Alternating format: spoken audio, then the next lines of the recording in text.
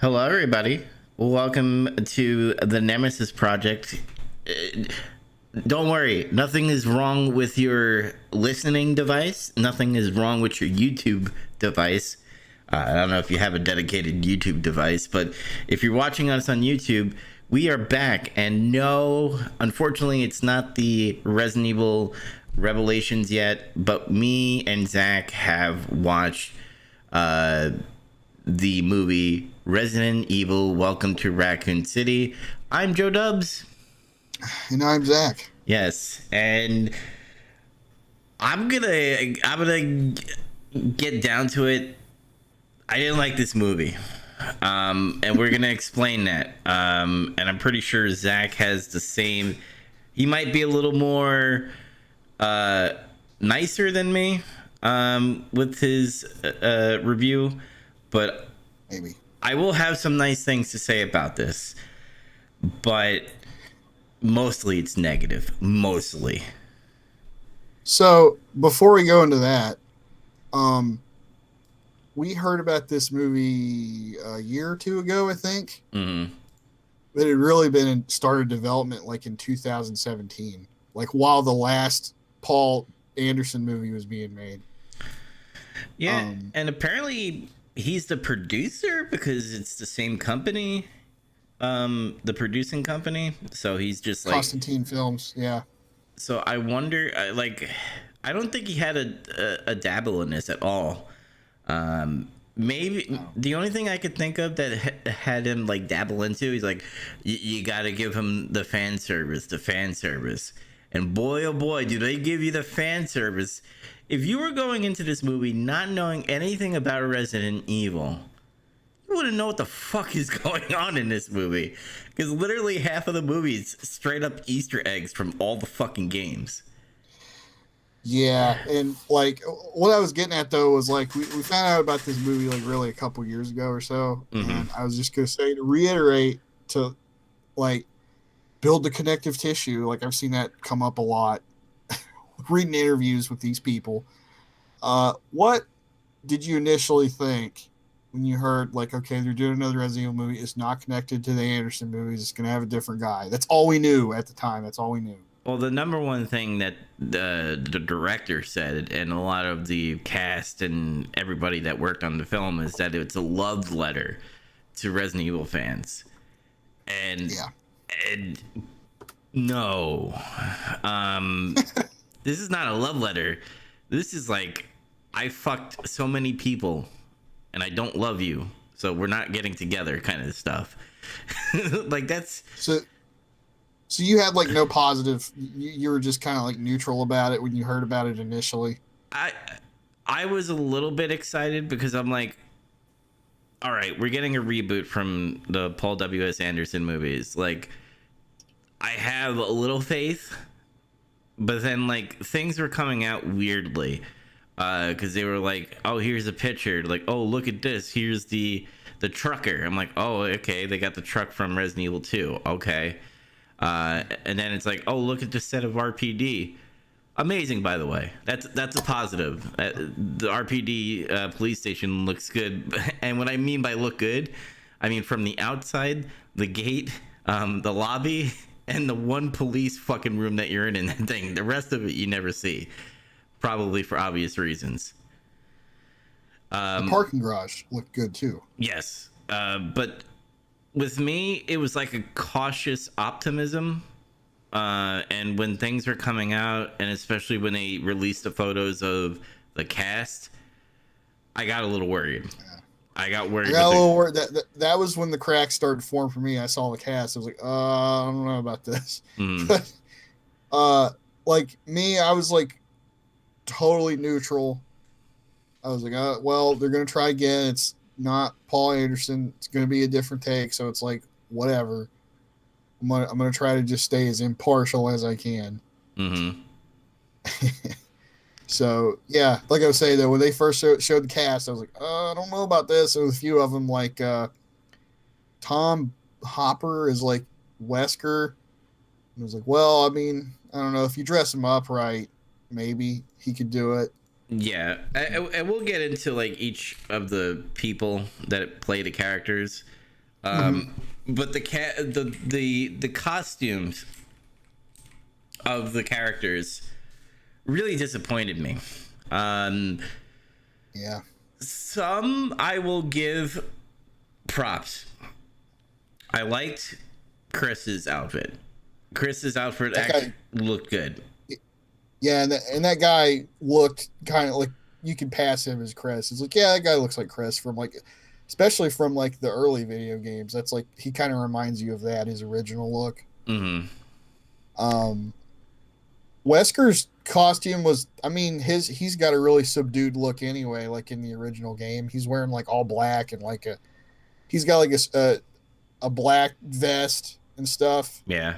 So there's not really a lot to go on there. Like what Wesker buys his hairdo and his sunglasses and shit, which we're totally missing.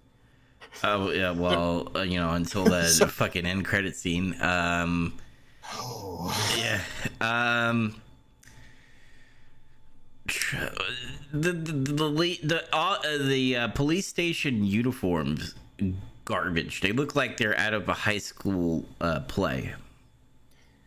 well, the Chief Irons, who looks pretty different from like how he does in the games. Mm-hmm.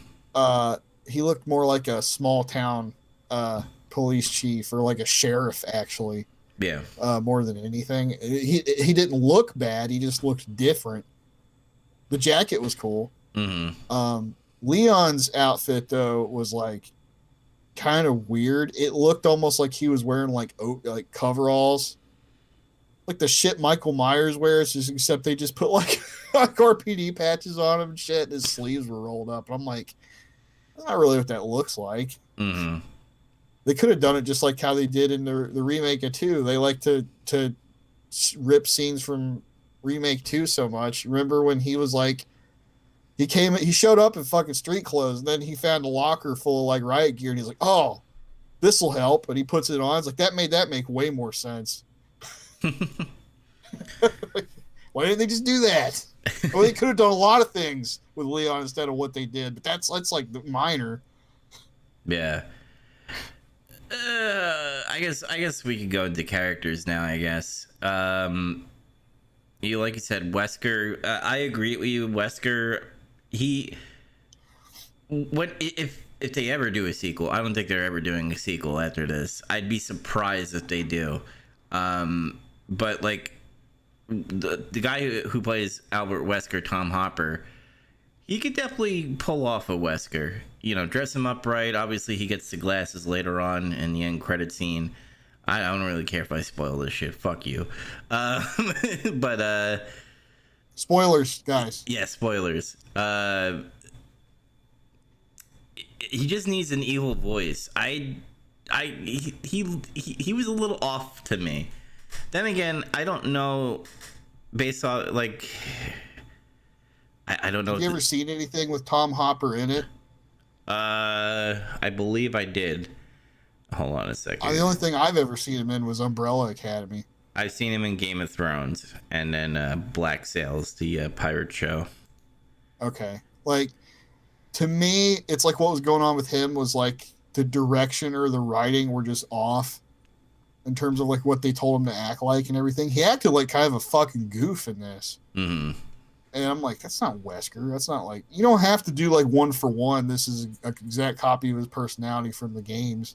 But like, this is like, that's the problem with a lot of these people is like, they just have their names, but they're like totally different characters almost.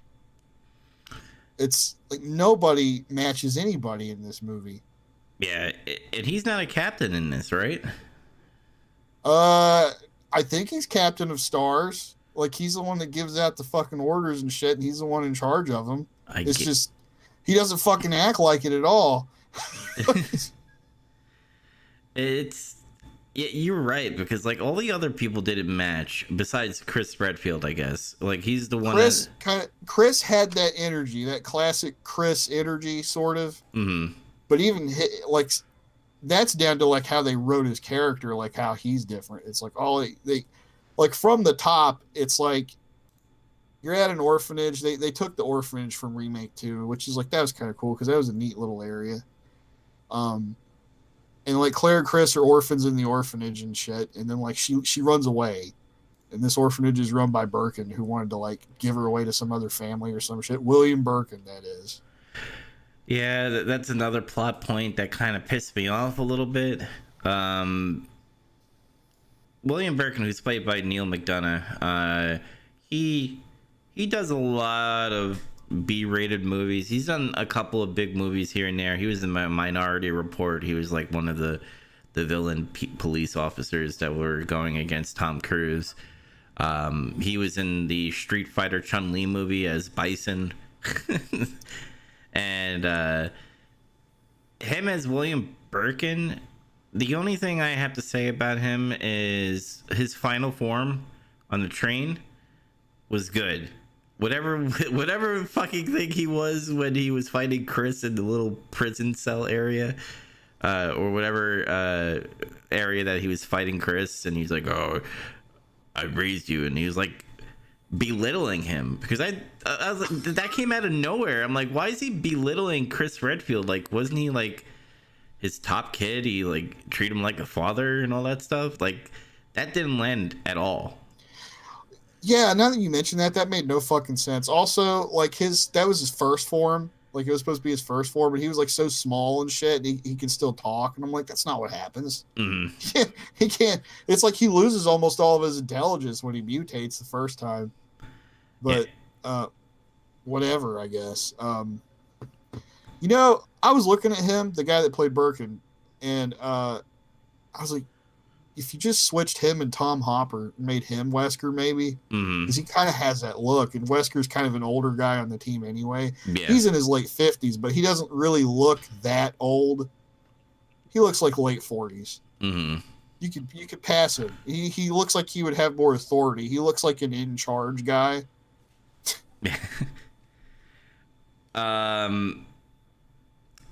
Jill Valentine. No. That was probably one of the most egregious besides Leon. Man, there's no getting around this, but like they race swap Jill, and I'll go on the record to say this. I don't like. It's just weird because it's like, if you're gonna make a move like that, it needs to be done really well. Mm-hmm. Like, you got to pick somebody that's going to do like a really good job, and the writing for that character has to be really good for it to really work and people to like accept it. Some people will just accept it whatever because they have no investment in the character, and that's fine. Mm-hmm. But like, I don't care who it is, like, or who that character originally looks like. I don't really like it when people do that. Did she do a good job? No. And I feel like a lot of that's down to like the writing. Yeah. Because like, this person acts nothing like Jill at all. Like, I remember seeing an interview with her or some shit. She's like, Jill's like crazy but cool, and I'm like, that doesn't sound like her at all. She's not crazy. She's not. I tried to like take the, because she's not white and all, and I put that to the side. I'm like, fine, whatever. I don't really care. That's not the most important part of it at all. Yeah. But then like they took away her special feature of lockpicking and gave it to Claire for some strange reason. Because there was no lockpicking. Then they had to do that Jill sandwich thing that made my eyeballs come out of my head because it rolled so fucking far off of my brain. And then like, was she known for her fucking firearms? Like, was she a good shot? Was that ever said before? Yeah, Jill was a pretty good shot, not like Chris. Yeah. But like, I'm more wondering like why she's fucking around pulling her gun in like a diner, fucking with like a rookie or some shit. Like, I was like, what is she doing? That's not like. Because she's very serious, right? Like, because she's. Isn't she like the daughter of like a criminal or whatever? No, that's in the book. Yeah, but like, no, in the games, it's like she was. If you're gonna believe like the instruction booklet and everything, she was in like Delta Force. Mm. So she was like at least like a soldier for a little while, and then she transitioned into like a police job, and she's like, honestly, if I could sum her up, is like she has kind of a serious demeanor, but she also has a little bit of humor to her, and she's like, but nothing like this. She was. We're gonna get into like other stuff too, because I, in my opinion, I think this should have been like a 5-part miniseries, if anything, to kind of like get the character development at least decent, and to split up each game, because they literally put 3 games into one, and that was a big mistake. But Jill Valentine, like, she's such a supporting actress in a film when she should be a lead. She's one of the main characters in like the original game, and it doesn't feel like it feels like Chris and Claire are the main characters in this. And they allude that like she's kind of a slut in a way, a little bit. Her and Wesker have a relationship in this movie. Yeah, and then they have like also weird. Yeah, and then there was like a. Now I understand the dire need of like these zombies are coming after Chris and Jill, but like they hug and it's like weird and very sexual for a second, but then they click back into combat mode. I'm like, this is weird. Like, the way I see Jill Valentine, she's a badass, but she's very decorative. She's like serious about her job. Her uniform is nice. All these fucking people's uniforms in this movie was like a mixture of Resident Evil 5 and some Resident Evil 1 in there. And I was like, I thought her wardrobe was a little weird too. It was like, it almost reminded me of the you ever play the director's cut of Resident Evil, the original? Yeah. The default outfit is like she's wearing like a button-up shirt with like no sleeves. It's kind of like what she was wearing in that movie, except it was like dark blue. Mm-hmm. I'm like, I don't know if that's like if especially with the weather that was going on, it was like raining and shit. It looks like it might be fall or something. But I don't know if I'd be wearing that out there. It makes any sense to me. I'm not saying they should have gave her like the shoulder pads or anything.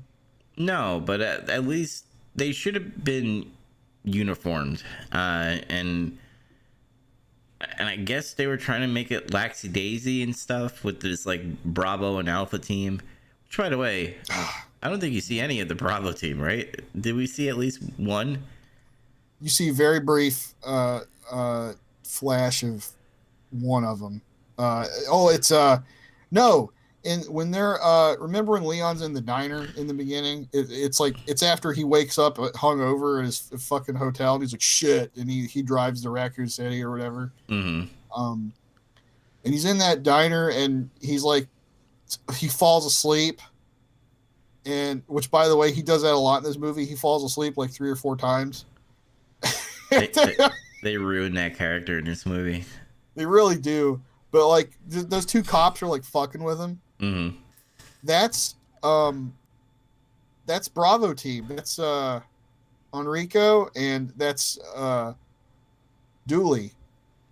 The guy who like fucking crashed the helicopter, Bravo team, and you don't know anything about him other than that. But they were in uniform. That's my thing, right? Is it because they're Bravo? Like, oh, they're Bravo team. They're not the Alpha team. I don't know.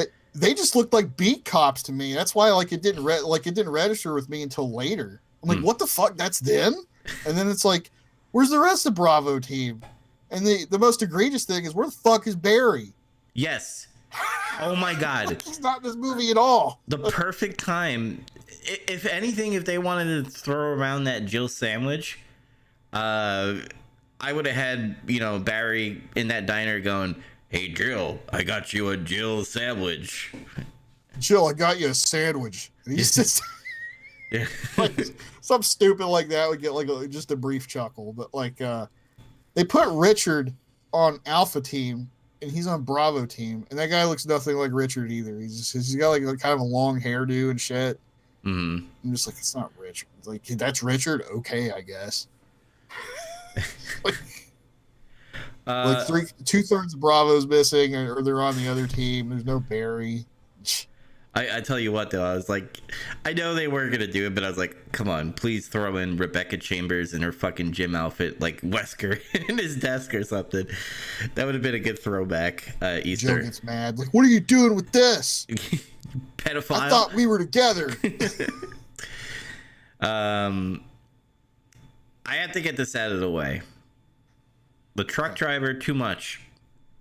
They gave him too much of the truck driver, Yeah. or like too much that they made him like kind of a perv creeper a little bit. Like you got that vibe from him. That too. I then again, I don't really care because like it added to the scene, I guess, of him like crashing into the zombie. But him overreacting, like it's not my fault. It's not my fault, and like he kept on saying it. I'm like, dude, shut the fuck up. It's like she told him. It's like, hey, relax, and he still kept freaking the fuck out. And hey, that's another thing. Why the fuck did she ride in on a truck? Why did she like hitch a ride? I mean, it shows her riding a motorcycle later. It's not her motorcycle, but it's like, what? Just fucking go ahead and just have her ride in on the motorcycle. That's part of her character. That's part of her introduction. Yeah, it bothered me. It was too much. I didn't like the truck driver's acting. Not saying he should be the Citizen Kane of the fucking movie, but like this should have been like 2 minutes, not even 2 minutes, like a minute of him talking and then him hitting the zombie while he's eating his. I don't know what side tangent. I don't know what it is about Hollywood, but everybody makes their hamburgers like extra mayo-y. So gross when there's like a lot of stuff that comes out when you bite into a burger in like a movie. Yeah, it's so gross. Like it should have been a lot like how it was in the remake, where it's just like it shows him driving, he eats his gross burger, maybe he still has the dog. Mm-hmm.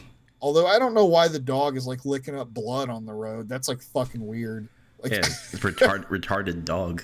That dog's got like fucking problems apparently, but like he shows him that maybe he's got the dog and he hits the woman, and he comes out and he's like, oh shit, fuck, oh no, and then like he's cursing and walking away, or he's like, I gotta do something, and you see her crawl into the woods or something, and it's like, oh fuck, something's not right here. The only could have been a lot shorter. The only thing I can think he's overreacting is like, shit, I sexually assaulted Claire and I fucking hit someone at the same goddamn time. I'm going to jail for a long time. Oh my god. Another thing I want to get out of the way. Claire. Okay. The actress who played her was okay. Scodelario. There we go. Yeah, I don't know who she is, but she did okay. I like how she looked. It reminded me of like a Resident Evil 2 remake look. The only thing I have to say about her that I didn't like is the whole. Her hair was down. It pissed me off. No, it's the plot of her. Like, I guess I'll get this plot out of the way. So, her and Chris are orphans, and William Birkin is kind of like the father figure, but he's like on the side doing experiments on people. And Claire found out, and she said, "Fuck this place," and left Raccoon City. And then she comes back, and she's like portraying this badass woman, but it's not coming off like how badass she is in games. It's more of, I'm being badass for the sake of being badass, and it's annoying. She's being obstinate a lot of the time. She's just like being like really like again, this take on the character is really different, and to the point that like her and Chris don't get along, which is like the exact opposite of the game story. And it's because they split up. She ran away, and they fucking dropped out and lost contact. Occasionally, she drops in on him and needs stuff from him or whatever the hell that gets mentioned when she shows back up. She breaks into his house, and then it's like, you just like, she did knock, but she broke into the back door. Yeah. And then just shows up there, and he's like, what the hell are you doing here? Which is a fair reaction. I mean, like, you didn't know somebody was in your house, even if it is your sister. And it's like she's just standing there in your fucking house. Uh, this is the scene I kind of hated about Chris, by the way, because I know he's a serious guy in the games, but like she was like explaining like that's breaking and entering. Oh, that was a hit and run. Oh, conspiracy of a crime. I'm like, shut the fuck up. I know you're a cop. Stop it.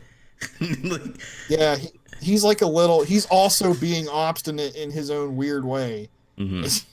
They're just arguing, they're bickering, and then she's like, "Shut up! I need to show you this." And she just starts fucking with his TV and everything. Like, what? No, what? And she puts in like a VHS tape of like this weird rabbit human hybrid looking guy, and fucking it's Ben Bertolucci, and I'm like, "Are you serious? That's Ben? Mm-hmm. He looks like a goddamn." He's there's no other way to put it. He looks like a fucking crackpot conspiracy theorist in this. Yes. And she kind of is too, a little bit. And he kind of mentions that. He's like, none of your conspiracies has ever been true. Willie Burke was like a father to me. He looked after me after you left and got me this job with police and shit. And so they fuck with Chris's backstory too. He was never in the Air Force, I guess. But yeah, it's just him saying like they've been doing experiments in this town and there's a leak. It's gonna fuck everybody up, and he's like, I'm worried. You got to do something, and that was the tape, and that was the end of it. Yeah. They throw like 90s references around because when she puts the videotape in there, she's kind of like, I met him on a chat room, and Chris is like, what the fuck is that? The internet. Yeah, what's a chat room? And she's like, you go on the internet and you go and there's like these places where you can talk to people. And then you get pagers and Palm Pilots and all that stuff. So like you get that stuff in there. Then you got some music, and probably most of the budget went to fucking Journey. Yeah, a fair bit could have gone to that. But this was like one of the only parts of the movie I actually liked was like when after she shows him the tape, and he's like, he gets like I think he gets a call. No, that fucking siren goes off. Mm. And I'm like, what? Is this Silent Hill now? There's sirens? And I mean, every town has a fucking air raid siren, but like, you know what I'm saying? Yeah. People don't associate that sound with Resident Evil. He's like, I gotta go back. I gotta go to the station. He's like, stay here. Don't touch my bike. Whatever. He leaves, and she's like in the house by herself, and it's like she just starts snooping around or some shit. And then that weird lady from next door comes over and writes "itchy tasty" on the fucking door window in blood. I'm like, why does she know that? That's a very specific reference from a very specific thing that happens in the first game. The only thing I give leeway to that is we know it's in the game, in the diary, in the building and stuff. So like that's just for everybody to be like, hey, I know that. Yeah, but the leeway I'm talking about is like maybe she was still kind of human and like slowly turning, and that's why she was writing it on the window. And it's another Easter egg to kind of roll your eyes a little bit, just like the Jill sandwich thing. Another like, we'll get to the other characters later because they have like small parts and shit. But let's talk about the Easter eggs, right? The one This is where they start. Yeah, the one positive I want to say is when they're having the meeting with Chief Irons, by the way, I'm like, oh, that's a callback to the Resident Evil book when they're having the meeting and shit. Yeah, a little bit, I think. Yeah, I mean, I don't know if he intended it, because you know what? He never said he read any of the fucking books or anything. Oh, well, it's an Easter egg to me, I guess. To be honest, I'm not entirely sure he played any of these games like he keeps talking about. Mm-hmm. Because, like, it's not like I went out of my way to try to, like, narc on him or some shit. Like, he lied to us and he played the games.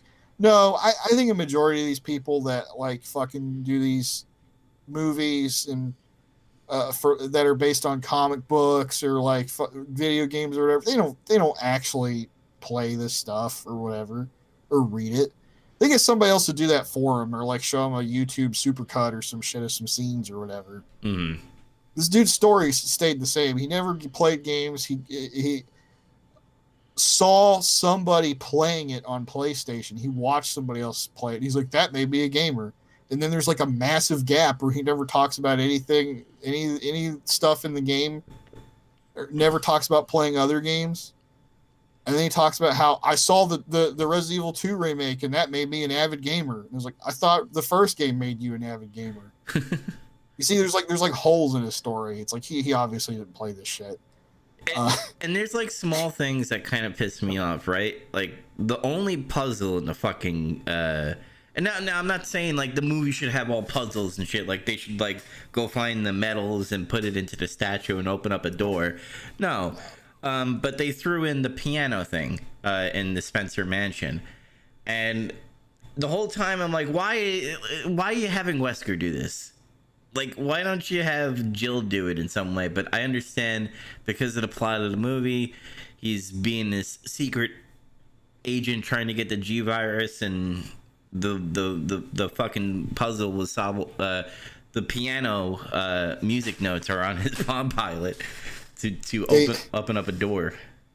That's another thing they kind of took from the book, even though I know this guy never read the fucking book. Remember when Trent gives Jill a Palm Pilot PC, essentially. Mm-hmm. And he's like, everything that you will need to help you is in that thing. It's kind of similar. He finds that in his fucking locker. So like maybe one of his production assistants or some shit told him that, because he wrote this movie too. He wrote it and directed it. Johannes, fuck's his last name? Johannes Roberts. There we go. I was struggling to remember his name because I've only heard of him with this movie. And we'll get into more Easter eggs, but Chief Irons wasn't bad. Like, he was an asshole, but he wasn't bad, right? Like, he wasn't being paid by Umbrella in this at all. No indication of that ever seemed to come up. I feel like he might have known a little bit more than what he was letting on. Yeah, because he left early. Yeah, he's like, fuck this, I'm gone. And he's like packing his desk up, and he's like, you're in charge now. And Leon's like, sir, I'm in charge? And he gets in his car, and he listens to Journey as he drives out. He's like, fuck yeah, I'm out of here. And then he like drives to like an umbrella blockade of people who look exactly like the Umbrella agents in Resident Evil 2, the people trying to retrieve the G virus sample. Yeah, that's another Easter egg. He's like, hey guys, remember Hunk, or those people that look like Hunk? Remember that guy whose entire story was to steal a G virus sample, and then they just gave that story to Wesker and made him like stupid? Yes. It's like, why does he have Hunk's story? That's not what Wesker's plot was in Resident Evil. His plot was he was going to take all the data, the research data, the combat data from like the bullshit fucking fake job that he set up, and like turn around and sell it to like the highest bidder. It wasn't, oh, I need a G virus sample. Here's what I think happened with the director. I bet you like one of his staff or people that were telling him about the books and the games. They're like, we should have Hunk be trying to get the G virus, and he's probably like, you know what? That sounds stupid. Let's have Wesker do it. Let's just put Hunk in there for like a second, just a second of them shooting up all the civilians and shit. I guess we don't even know if that was Hunk or not, but it's like, yeah, that's what you have to do when you combine 2 games worth of plot in like one movie. Mm-hmm. You have to consolidate things and rush stuff, because this movie's like, it's not even 2 hours. It's like an hour and 47 minutes or something, which is like, that's shocking to me that a movie can come out in modern day and be under 2 hours. Like, I couldn't believe it. Yeah. And in a way, I feel like it kind of suffers for it, because I feel like that's another thing. This guy kept talking about like how, John Carpenter is such a big influence for me, and I want this movie like to be like Assault on Precinct 13 and bullshit. And I don't know that people know how to make a short movie like that anymore. That have grown up and like directed in what I would call modern Hollywood, I guess. The problem with this movie is like they stuff all that Easter eggs in like literally 30 minutes, right? That's 30 minutes of plot line they could have used instead of just giving us that fan service.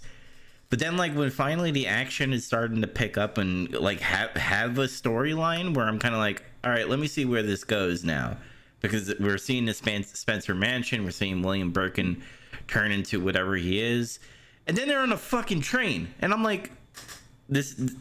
And I went to go look at the because I watched it a second time. And I'm not going to tell you how I watched it a second time,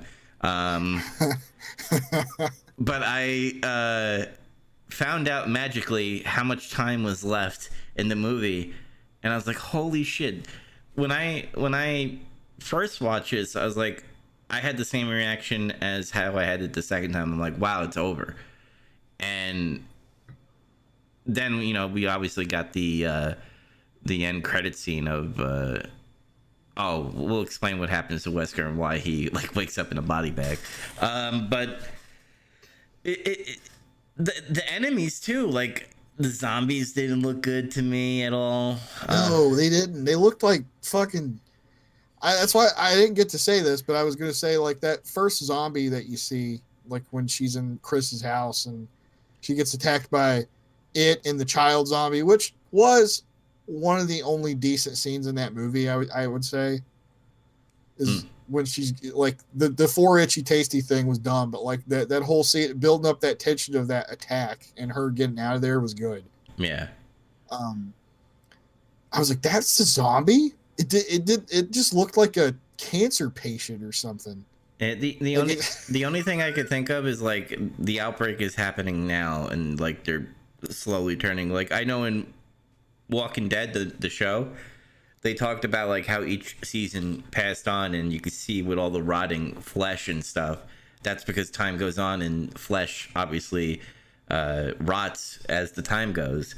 And I forgive them a little bit, but at the same time, this outbreak should have happened before all this shit was happening. Like Claire coming back and Leon going to work, all that stuff, shit should have hit the fan by then, where they're like, holy shit, fucking zombies.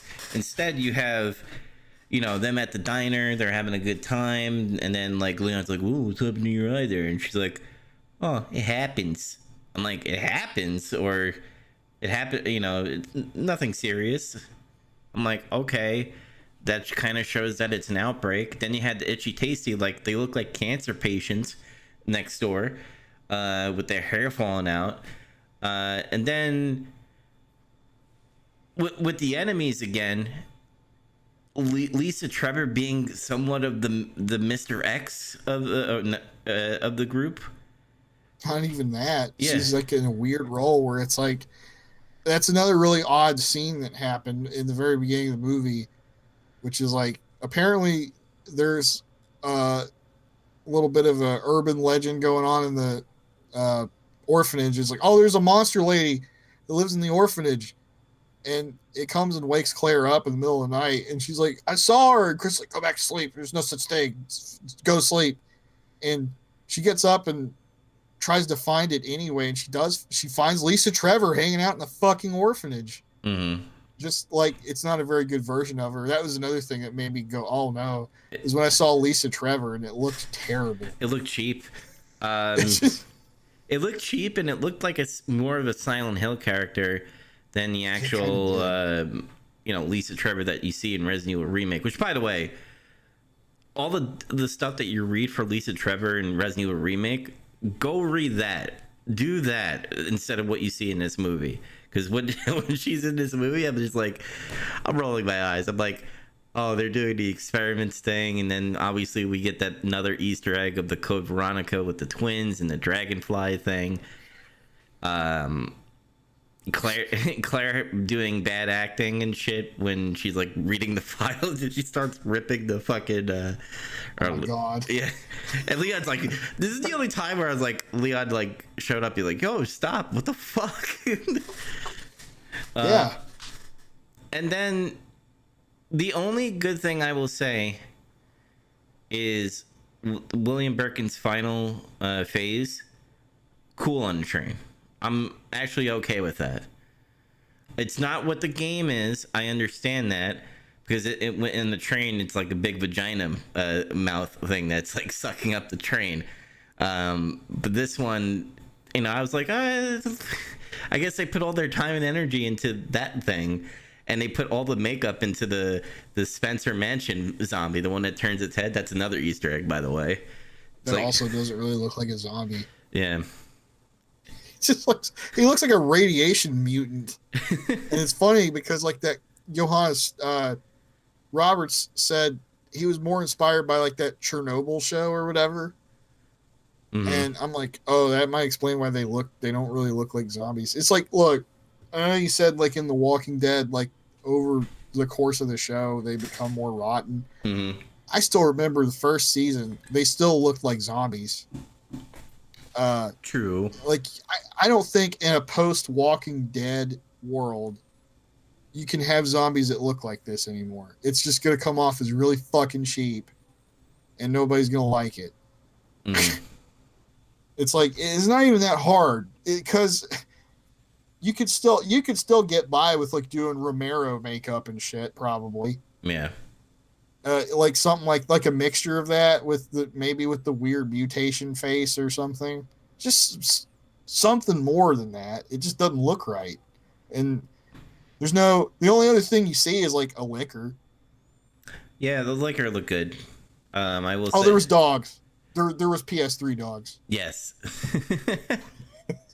Forgot about them. But you know what? It's like you get to a portion where you're just like, oh, there's dogs. Oh, there's a liquor.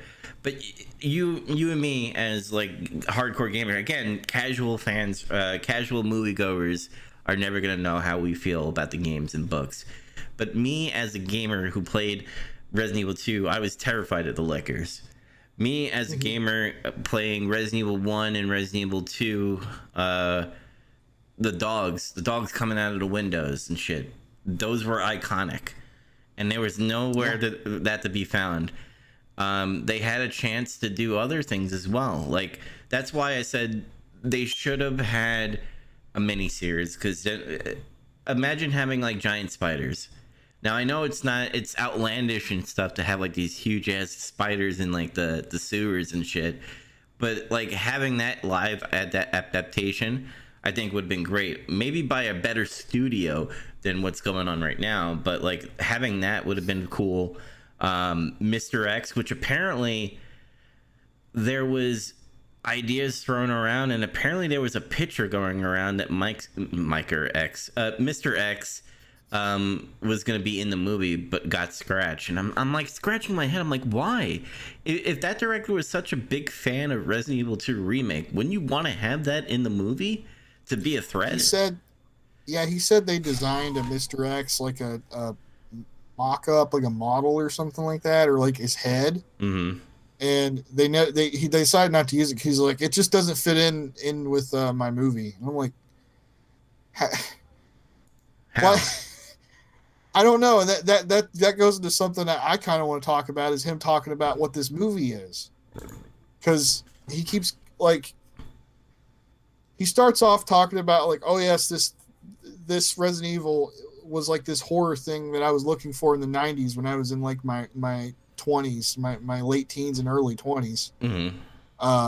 And he was talking about how like horror was pretty much on its ass in the 90s. It was like, what after like the early 90s, it's like horror movies kind of like became terrible, and like all you really had was like Scream. Mm-hmm. And like John Carpenter's last good movie was In the Mouth of Madness. Just being honest, that was the last good one, really. And outside of those two things and a couple of outliers, that was all. And that's what he was talking about. He's like, it was such a terrible time to be a horror fan, especially in England, apparently. Mm-hmm. He's British. And he goes into talking about how like, oh yeah, I saw Resident Evil and it was like, yes, that's what I want. This is what I need. And then he starts talking about how like this movie is good, is very it's very much like the games. It's very a really strong adaptation of the games. I'm like, no, it's not. No. Like that's not matching up at all. Like it's like I said, that might be what somebody says who sees clips or sees certain scenes. They would probably say something like that. I thought about this. I was like, I almost said this is almost this is like a fan made movie, but I'm like, no, a fan made movie would have been 100 times better than this. But it's like a fan who had a budget and probably knew that they're never going to get any more budgets to do the rest of the games, and decided to just mash shit together. But even like mashing shit together, even having this as not a Resident Evil movie, the writing was bad.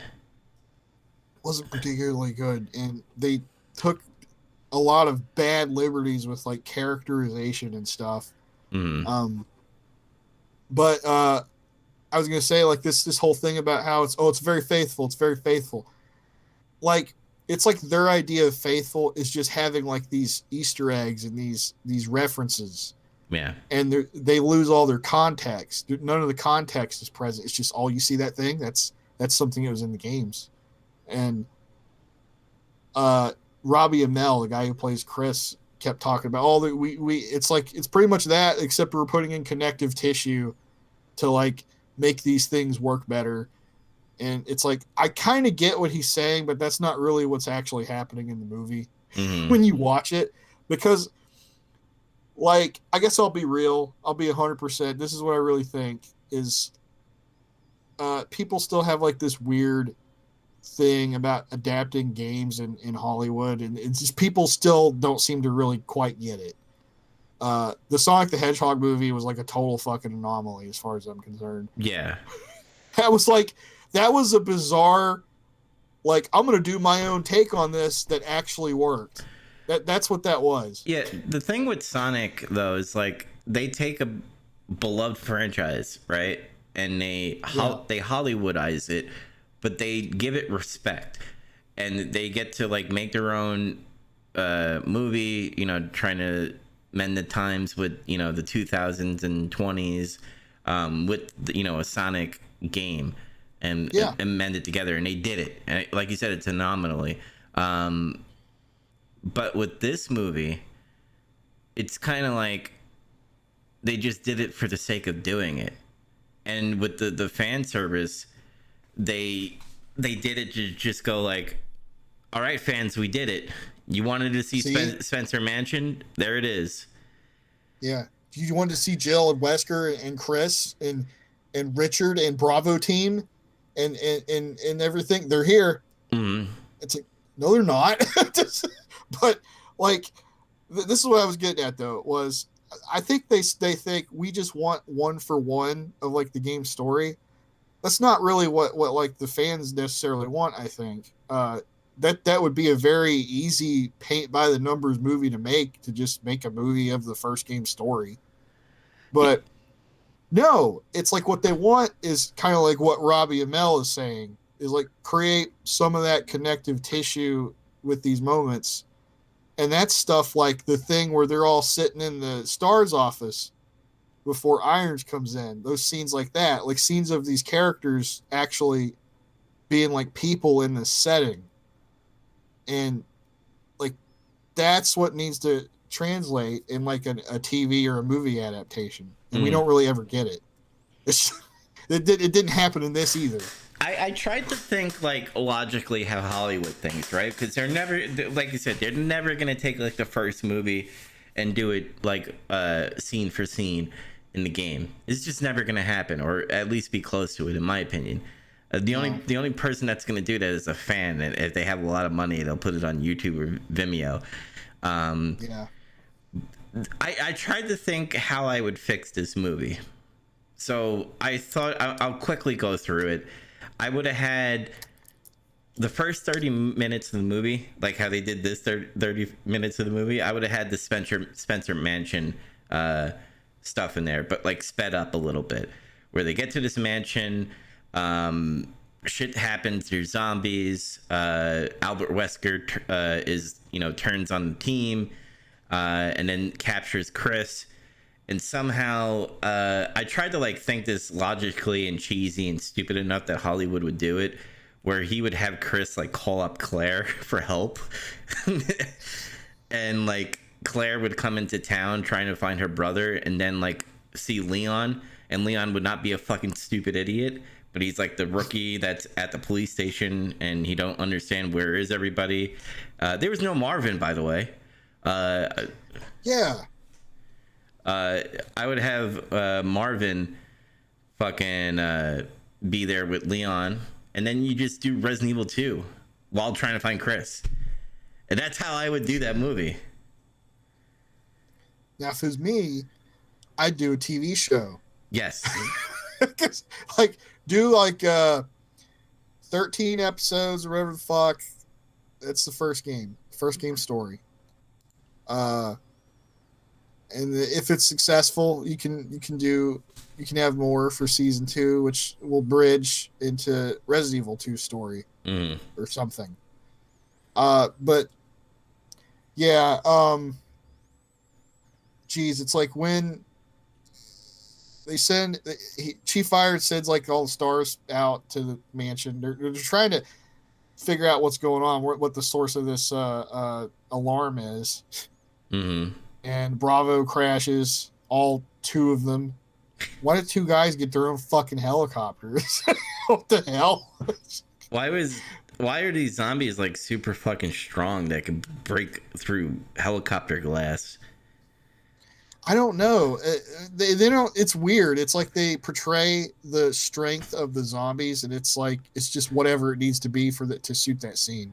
Mm-hmm. Because it's like when Irons does that stuff happens. He gets the fuck out of there, and he fails to get out of there because he runs into the blockade. He leaves Leon at the station by himself, and he's fucking asleep.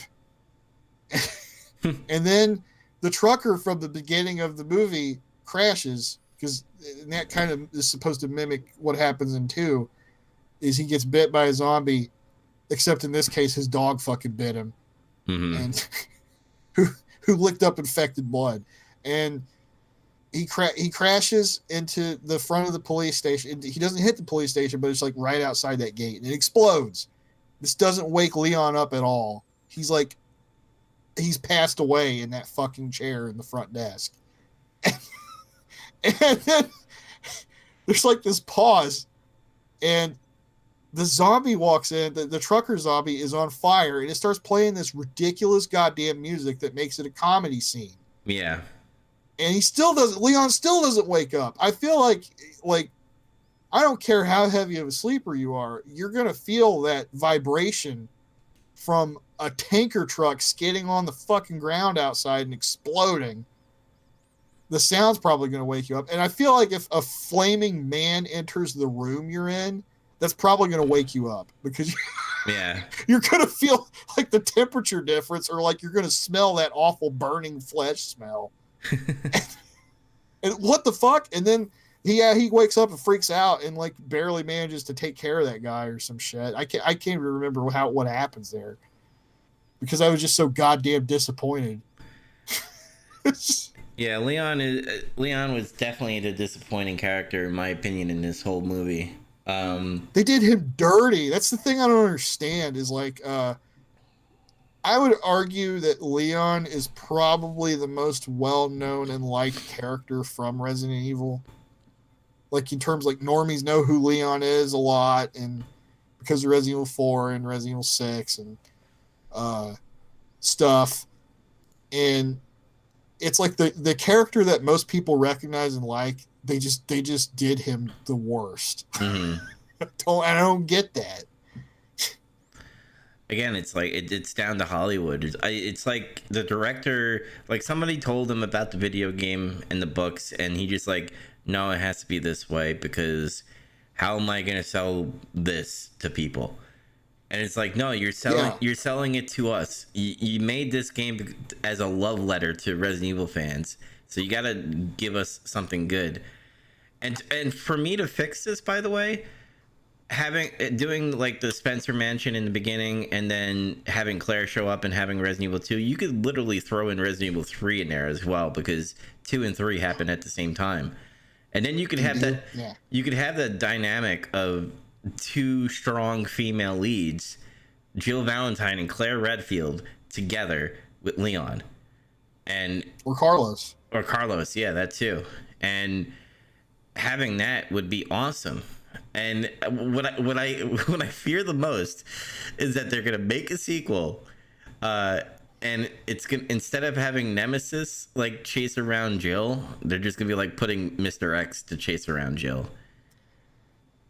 Yeah. But oh yeah, I was gonna talk about how Johannes Roberts was, remember that I mentioned he was going on about how he really likes John Carpenter and stuff, and he threw out several of his movies. Mm-hmm. He's talking about, yeah, this version of Leon in particular. I'm curious how people are going to react to it, because it's like he's like he wanted this to be kind of like Assault on Precinct 13, and like with the siege, which there really wasn't a siege. No. Like there was, the only way that there's any similarity to that is like there's a guy in an abandoned police station, and there's a bunch of people outside that want to get him. It's like the most superficial comparison to that movie. And what annoys me about, like, when obviously when you see the trucker comes in and then Chief Iron shoots the trucker, and like he sees the zombies and stuff, like the only thing he tells Leon is to close the gate. Like if it right, that's what happened. Yeah. Okay. And I'm like, one, and I know I'm being picky because we play the Resident Evil games. That gate is fucking huge and sturdy and big compared to what he locked in this movie. Like, wouldn't you think, like, seeing these people that are like hoarding towards the police station, wouldn't you do what the game did and like shut down all the windows with the, you know, the gates and shit with the electrical shutter system? Yeah. Which, that was another thing real quick. Why the fuck did he like fall asleep with like the door all the way open, the front door and the gate? The only thing what police station does that? That's the only thing I could think of is like, oh, it's a police station and it's always open, so come in and tell me what's going on in the world if you have a report to give. But like, at the same time, what is it, like, people don't know how to open doors? Fucking keep that door closed. You know, what the fuck? What if some crazy asshole comes in and just causes a problem? I mean, that's kind of what happened anyway, but I mean, like, it's like they don't know what's going on. There's potentially, I don't know, like maybe some kind of like riot conditions could arise or something because there's chaos and confusion. Mm-hmm. Like, what if some crazy asshole comes in with a gun and just like fuck you and just shoots Leon? Like, that was stupid. And you could definitely tell the budget wasn't big enough because, like I pointed out before, in the game the police station's huge. All we saw was a lobby, a police desk area, the garage, and the front. In the Spencer Mansion, all you see is the stairs, and then you see like a couple of rooms in here and there. Like, you see some really dark rooms with barely any lighting in them. Yeah. Except for like the room where the piano is. And I kept on thinking, I was like, man, they couldn't get like someone's mansion for like a day. And like, you know, there's somebody who owns a mansion that possibly has the same dining room as the Spencer Mansion, because I was dying to see that for some strange reason, but instead, you know, 2 went to the right, and then Wesker and Jill went up the stairs, and I'm like, ugh. Well, apparently they got some kind of mansion in Canada, and that's what the mansion is in this movie. But like the budget was like $25 million, which is kind of low for like a modern day action movie. And they were talking about the production though, and how they didn't really quite get greenlit until like right before 2020. And then the C virus hits, and that causes everybody to be like, oh shit, I don't know what's about to happen. That's when nobody knew what the fuck was going on. And I feel like that probably, like, stunted the budget. I'm not saying this dude would have got like a humongous budget. Like 25, it's not like 25 million isn't big, but like in modern day movies, that's a pretty how do I put this? It's a lean budget for what's supposed to be like a big franchise action movie. Mm-hmm. Maybe they would have gave him an extra 20 million. I don't know, but I was going back to Leon real quick. He was talking about how like Leon's character is different in this movie, and he's supposed to be like Jack Burton and like Napoleon and McCready, R.J. McCready, all rolled into one. And No. I'm like, fuck no, not even Jack Burton. I can kind of see what he's thinking when he says Jack Burton, but fucking because Jack Burton's kind of a bumbling idiot in Big Trouble in Little China. Mm-hmm. The real hero is Wang, but Jack Burton still manages to do things like right, or he'll like get lucky somehow and it'll work out that way. Whereas Leon doesn't do anything right. He fucking when Claire shows up later, like after like Chief Irons comes back after he gets fucked and he realizes he can't leave. He tries to call everybody back on the radio and he can't because the shit's fucked up. Claire's there too, and like that's when they're in the parking garage. And they all go back upstairs and they're like, "There's an armory," and they get guns, and then he like picks up a shotgun and it's just like it's like he found an ancient artifact and he doesn't know how to interact with it. Yeah, that pissed me off. I'm like, dude, you went through fucking police training. You ought to know how to handle a goddamn shotgun. Like, what? And then she just takes it from him. She goes, yeah, I know how to handle one of these. What?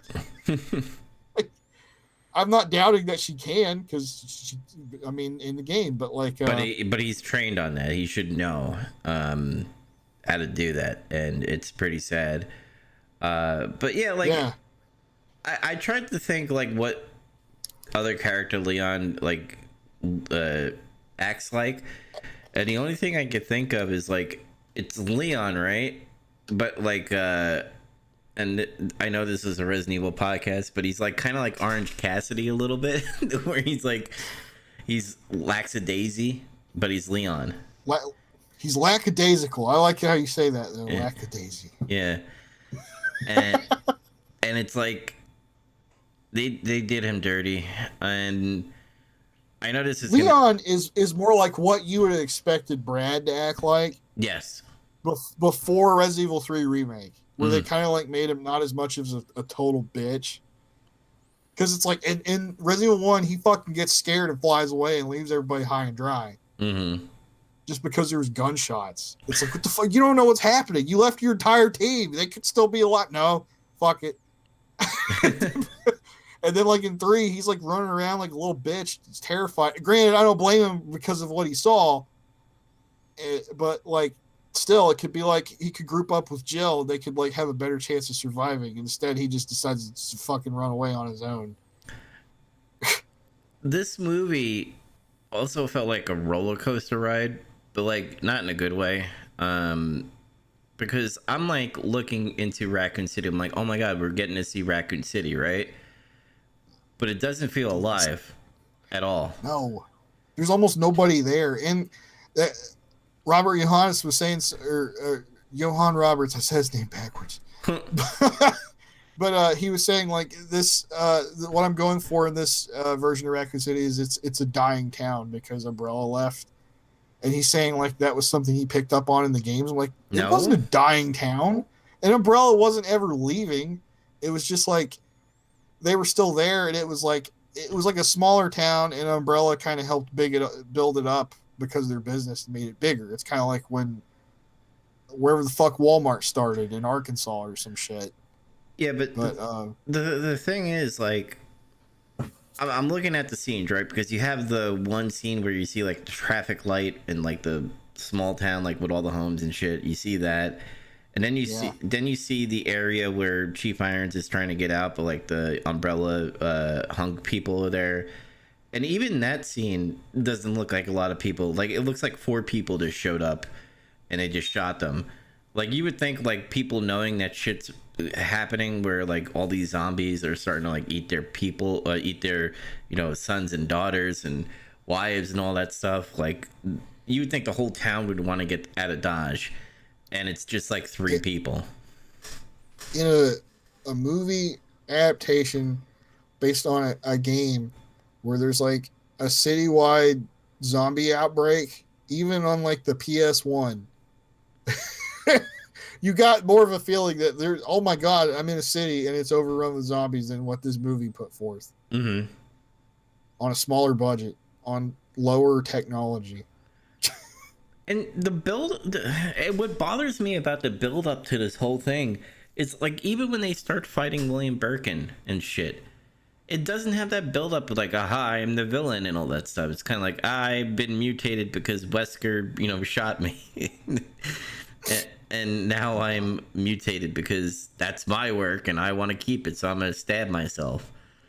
Well, that's what he does in 2, though, too. Yeah, because he got shot and he stabs himself with the thing, but nobody will steal my work. Yeah.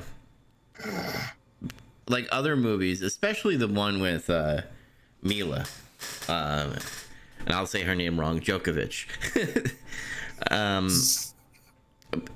I have to say this, I like that movie better. Like that build Apocalypse? The one with the Nemesis in it. I like that one, and I like the first one. Those are the two movies. Okay, yeah. But those two movies, like, I enjoyed because it has that build up. You feel that build up, and you feel the city's alive because there's zombies everywhere. There's chaos happening and all that stuff. But like when you watch this movie, you're kind of like, oh, there's a virus. Oh, people are turning. Oh, there's zombies now only at the police station apparently. And there's this weird orphan kid named Lisa Treva, who like is the bodyguard for Claire because she was a nice to her and all that stuff. So you get that weird, you get that weird story, and then you get the weirdness of Birkin being like, haha, Chris, you're a bitch. Oh, and another scene that was like weird, the cross section where Claire gets on the motorcycle, stops right in front of William Birkin, stares him down, and like goes away. The fuck was that? Yeah, it was weird. And like, there's like different shit going on with Birkin too, where it's like in the games and in the book, he's portrayed as pretty single-minded, like in his research and shit. Mm. But like, it's doing this stuff where it's kind of like, yeah, it establishes he might have had something to do with that orphanage or some shit really early on, but like, it's showing him at home with his family and how normal he is, and his family is so nice, and his wife is nice and apparently has nothing to do with anything. Yeah. He's just a housewife. Yeah, Annette is like not evil at all. And then it's like when he's a Chris, he mutates himself when he gets shot because fuck it, and he just turns out, you were always a joke to me. You were never my real son. Fuck you. Get fucked. They have a boss fight in that little caged area. Which wasn't that great it's at bizarre. All. What a 180. It's like at first that character is like nothing like how he is in any kind of way, and then after he mutates, he becomes like a super villain. Like, what the fuck? Let's talk about the train scene. So they capture all. That's another Easter egg where they're all like laying down and she's like, "Oh, it's over. That's it. We're all gonna be a family now." But Sherry, it should have been like Leon and Claire, but like instead it's like Chris, Claire, Sherry all together, like a family-like kind of thing going on here. And Leon. Yeah. And it's crowded. It's a little crowded. Yeah. Fucking Jill's driving the train and shit. Birkin comes in, right?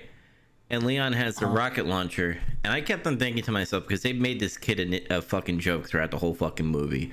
I'm like, is he holding it backwards? Is he going to shoot the train instead of the William He shoots himself. Yeah. Oh,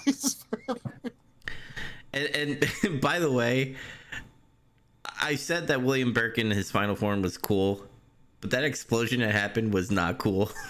Like No. Chris fucking did like a 450 splash when that when the fucking flames came and shit. He's like, Yeah. "Ah!" Oh my god. Oh my god, I laughed so hard, and then I laughed even harder when like the camera like zoomed in and like did all the coding and shit, like survivors 0, and then they come out through the smoke, and I just laughed. And then there was like that scene of the cow, like Yeah. just grazing in the field, and I'm like, what the fuck is this shit? Like, this is like when that zombie walks in and it starts playing silly music. But it ends there, but we have one more scene, right? Because remember, Wesker comes in there, shoots Birkin, and then like he says he wasn't gonna shoot a child, but I don't believe him. I think he was gonna shoot a child. But then like Jill comes in with her big ass pistol. Was that a Deagle, by the way? No, I think it was a Beretta. It's just that those guns are like deceptively large. Mm-hmm. 92 or the M9, whichever they used. Because he was like, "You and your guns, Jill," and you think he's dead, but then like you get to the end credit scene, and That was also weird. She like shot him, and then she was like she was pissed. Like she was pissed anyway because she found out this whole time he was working for himself mm-hmm. or something. And then she shot him, and she wanted revenge. Like, which is really another really weird thing. She was really vindictive about it, Mm-hmm. and then got revenge, and then was like sad. Like, I was what the fuck? What is this? What is this writing? Well, the writing, like the whole Jill and Wesker thing was kind of annoying, and finding out like they were a couple because like Leon was like looking at Jill, and then all of a sudden like the diner lady's like, "Are you never gonna get her? She likes the big guy," and I'm like, oh. She likes the Ryback. Yeah, the big guy. Feed me more.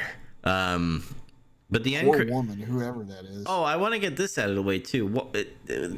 One, they never did headshots, by the way.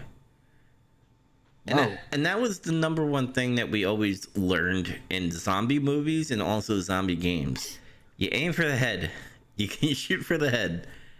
Yeah, there was never that scene where like somebody. There was, but they didn't say anything about it. They're like where they, oh shit, they keep shooting the guy and he keeps coming, and then before they know it, they pumped 9 rounds into that dude before he went down or something. Mm-hmm. And it's holy shit, and then somebody has that eureka moment where they shoot him in the head, and then they go like, aim for the head. That never happens.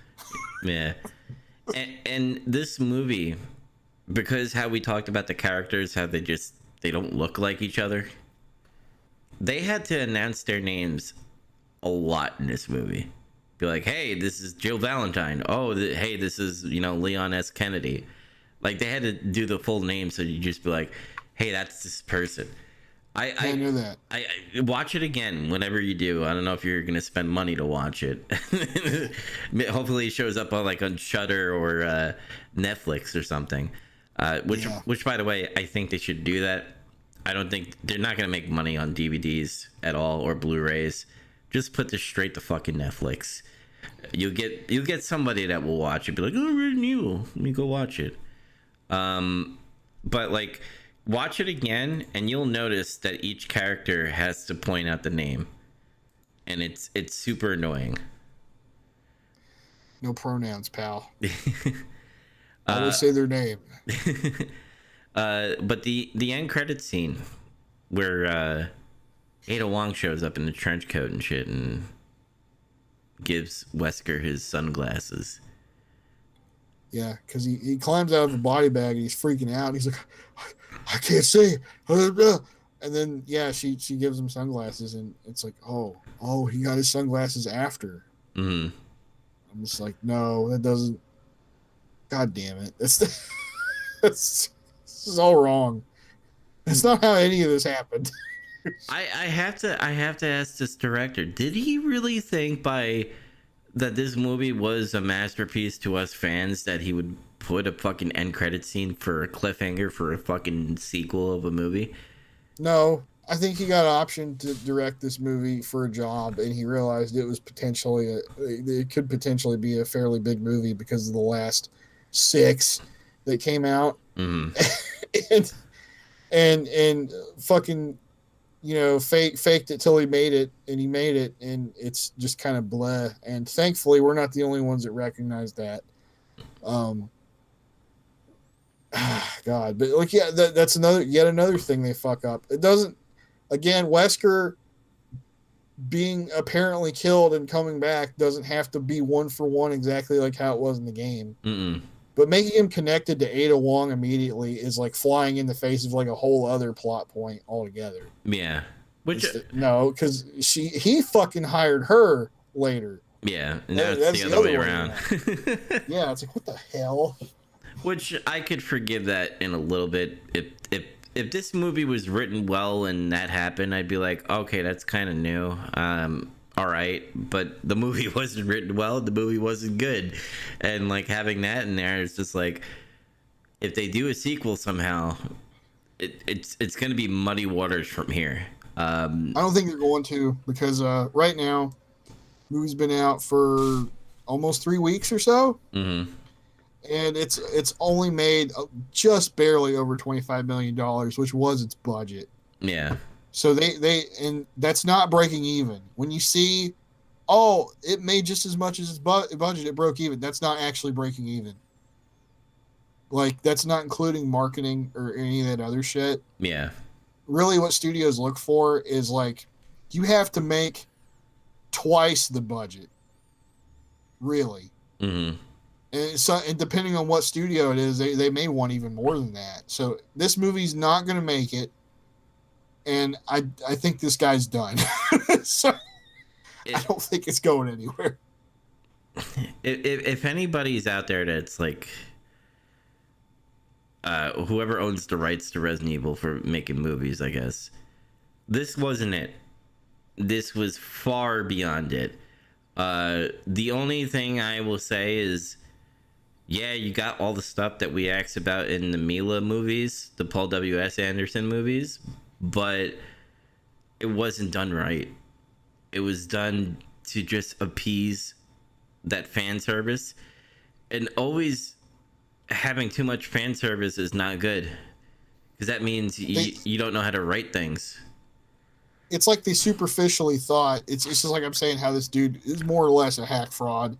That if they put in enough of that shit from the video games, it would shut those fucking nerds up, and then people could just maybe like this movie. Yeah. And that's not how that works. So, like for example, now I know the movie hasn't come out yet, but the guy who's working on the Metal Gear Solid movie, he's a big Metal Gear fan. He's friends with Hideo Kojima. Like, you need somebody like that as a director, in a director's seat, making this Resident Evil movie. Not some Robbie Amell, the guy that played Chris, I think he really was a fan of the games, because he talked about stuff that made me think, oh yeah, this dude probably did definitely play these games at some point. But everybody else, the director, the other people playing parts in the movie, they didn't know anything, had nothing to do with any of it. So yeah. Positive things. Sets were fine. Obviously, the lifeless of the sets were kind of off a little bit. There were certain scenes that the CGI looked okay. That's certain scenes where they looked awful. Yeah, that's the only positive thing I could think about. Well, the rest of the movie, and that's why I brought up, I was like, if a casual moviegoer watches this movie, I don't think he knows what's going on. He or she will not. Yeah. They'll be like, who's that? They'll need their friend that knows about Resident Evil to tell them, and their friend will be too busy, like, him or her will be too busy grinding their teeth. I have to say her, because the series, horror games series, they tend to have a lot more female fans than what you'd think. Yeah. Than other genres. Well, I think females like horror movies in general. I think females like to also consume food for sustenance. I don't know why we started saying it like that, but yeah. But like, uh, yeah, it's the fan's gonna be too busy being aggravated. That seems to be like across the board. I've seen very few fans say, "Oh yes, this movie was good," or "It was just okay." A lot of time, it's like, "God damn it!" It's like they just don't get it. I was actually surprised because I peeked a little bit at other content creators like Ro, Spear Hunter, and all those people that cover Resident Evil games.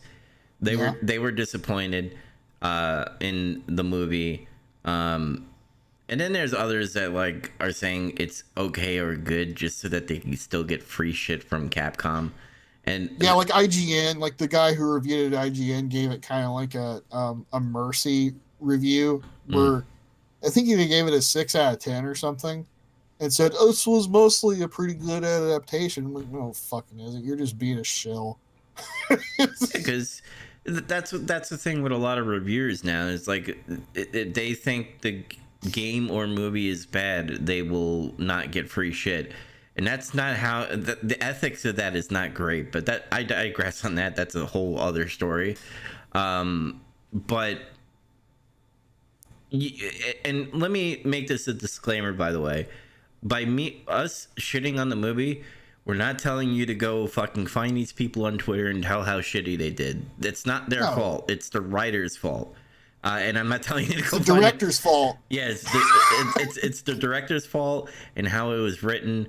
And I'm still don't even contact the director or writer. Just don't buy their shit. Just fucking ignore it and hope for better content in the future. That's all you can really do. Yeah, the reason why we're passionate about this is because we want to see a good fucking Resident Evil movie, and we haven't gotten that yet. One of the smaller channels I kind of follow that covers like a lot of Resident Evil stuff, Score PN. Have you ever heard of him? I've heard of him, but I haven't watched it. He has like the mask. He has like a mock-up of like the mask as his avatar or something for YouTube. I don't know why. Maybe he really likes that movie. But like he said it best. Like he said like 10 movies in and they still can't get it right. I guess he's including the CGI ones. And I won't because those are different efforts. And it's like they're trying to make those in line with like the game story. I'm going to say 7 live action attempts in and we still can't get a decent one. Like we still can't.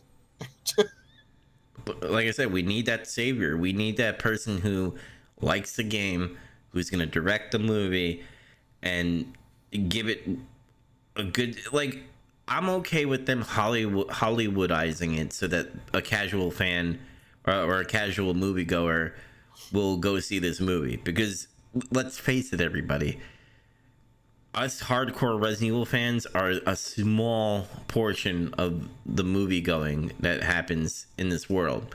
So they need to sell those tickets. But you can still do a good story around it for us fans by doing it right. Look at Sonic. Yeah. Sonic is a prime example of you could do a movie like that. Totally. Or TV show. Yeah. But I mean, obviously, but you can tell us by our tones, I don't recommend this movie. Don't go see it. No. Also, one more thing I want to touch on real quick. When they were in the mansion, they were looking around, and I had briefly mentioned, all the rooms are all dark outside of like 2. You can't see anything. That fucking scene where Chris is by himself and he shoots all those zombies, that needed a goddamn seizure warning. I don't have seizures, and nobody I know actually has seizures, but I couldn't help but think anybody that actually suffers from them, that had to be like really uncomfortable for them. Because it's like that flashing, oh, he's shooting him, he's shooting somebody in the dark. Like people, that shit sucks. I'm sorry. Everybody, it seems like every once in a while somebody has that idea to have like a scene where somebody shoots somebody in like a fucking hallway, they have a gunfight, it's dark. And that fucking shit sucks. Stop doing it. You can't tell what's happening. It's terrible. It's just fucking awful. Yeah. Get that off my chest. I don't recommend it. All right. Yeah. That's all I have to say about the movie. I don't know what other. Oh, there's apparently a show is coming out with the Wesker children. That's. No. I don't even want to fucking watch that unless you like really want to do it. Here's we're gonna make a deal here. Okay. We'll allow the first couple of episodes, and if it gets a good roundup from all our people that we know that we trust in the community, if they give it praise, we'll cover it. But yeah, I'm not gonna watch a show about Wesker's children unless it's. I'm not much into like that hate watching shit. Mm-hmm. Like I can't do that, especially for a TV show. That's way too much time to invest into something like that. Like a movie's easy because it's just like 2 hours maybe, and then you're just like, God damn it, we could come on here and bitch about it like we just did. Mm-hmm. I'll admit I kind of did sort of go into this preparing to hate watch it a little. Yeah. So I was ready. But like hate watching a TV show is such a stupid waste of time. Mm-hmm. So no, I have better things to do. All right. Well, I think we'll end this episode here. I say episode. This is a review of the movie. But the next this is an installment in the Nemesis Project. Yes, the next installment in the Nemesis Project, and it's mostly my fault so far. Is finishing Resident Evil Revelations so that we can get that episode out and do that. So keep an eye out. Wash the bad taste out of our mouths from this. Yes. Get back on track on some good old Resident Evil goofiness and goodness. But if you want to catch more of the Nemesis Project, we're here on YouTube. If you type in the Nemesis Project, apparently we got more subscribers. A lot of people listening to our books episode. They're really liking that one. And then also they love me getting punched by Mr. X because I put like a clip in there on YouTube from Resident Evil 2 Remake. But me, Zach, also do a wrestling show, which next week we will be doing is it what's it was a Super Brawl? Slamboree, yeah, there we go. Slamboree, and then the following Raw. Oh, we're doing Slamboree and Raw? Yeah, because you said we were gonna skip the next Saturday show, the one that comes on before it because it's been so bad. Okay.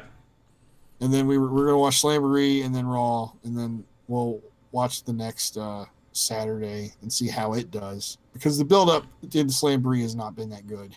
Yeah.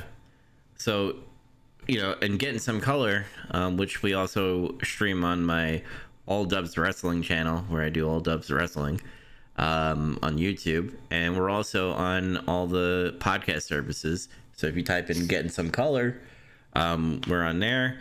And me, Zach, and Andy are doing our Matrix Merry Christmas episode, where we're watching all the Matrix movies, and we're also picked out somewhat bad movies. So far, Zach's movie's been like the best out of me and Andy's picks. And I expected it to be awful too, and it wasn't. Yeah. So the next movies we're doing are Matrix Revolutions and A Karate Christmas Miracle for that.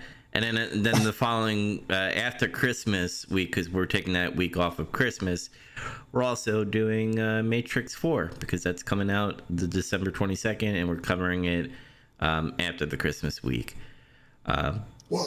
But until next time, everybody, I hope everybody has a Merry Christmas, Happy Hanukkah, Kwanzaa. If you don't celebrate anything at all because you hate how other people celebrate holidays, I guess have a good day or in a good night. But see y'all later. See you next episode of the Nemesis Project. Bye. That's my sandwich.